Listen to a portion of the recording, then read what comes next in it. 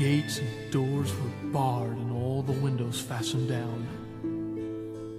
I spent the night in sleeplessness and rose at every sound, half in hopeless sorrow and half in fear the day would find the soldiers breaking through to drag us all away.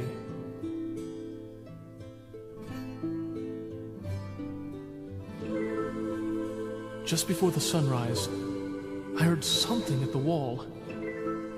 The gate began to rattle. A voice began to call. I hurried to the window and looked down into the street. I was expecting to see swords and torches and to hear the sound of soldiers' feet.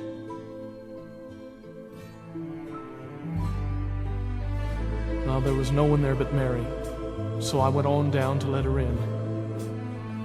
John stood there beside me as she told us where she'd been. She said, "They moved him in the night, and none of us knows where. The stone's been rolled away, and now his body isn't there." We both ran toward the garden. Then John ran on ahead. We found the stone in the empty tomb just the way that Mary'd said. But the winding sheet they'd wrapped him in was just an empty shell. And how or where they'd taken him was more than I could tell.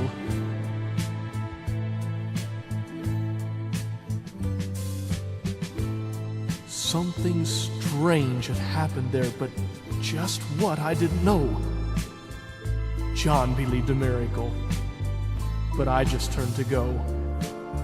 Circumstance and speculation couldn't lift me very high, because I'd seen them crucify him, and then I saw him die. Back inside the house again, the guilt and the anguish came. Everything I'd promised him just added to my shame. When at last it came to choices, I denied I knew his name.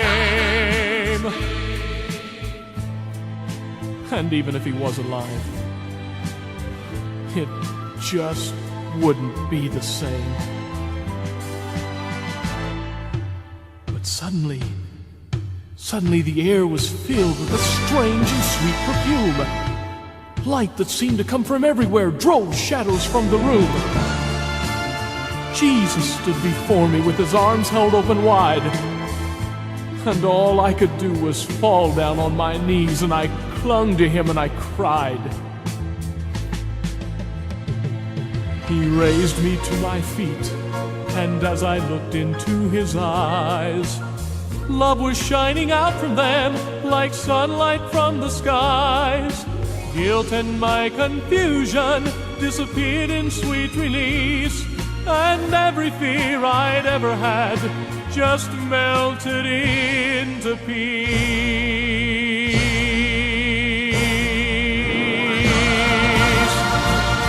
And friend, what Peter learned that day was the truth that has been the hope for the Church of Jesus Christ down through these 2,000 years. Not that there's a dead Christ in a grave somewhere in Palestine, but that he's alive and he's risen. He's seated at the right hand of the Father, ever living to make intercession for those of us who know him and love him. And that's why we can cry out and say that he's alive. He's alive. He is alive, and I'm forgiven.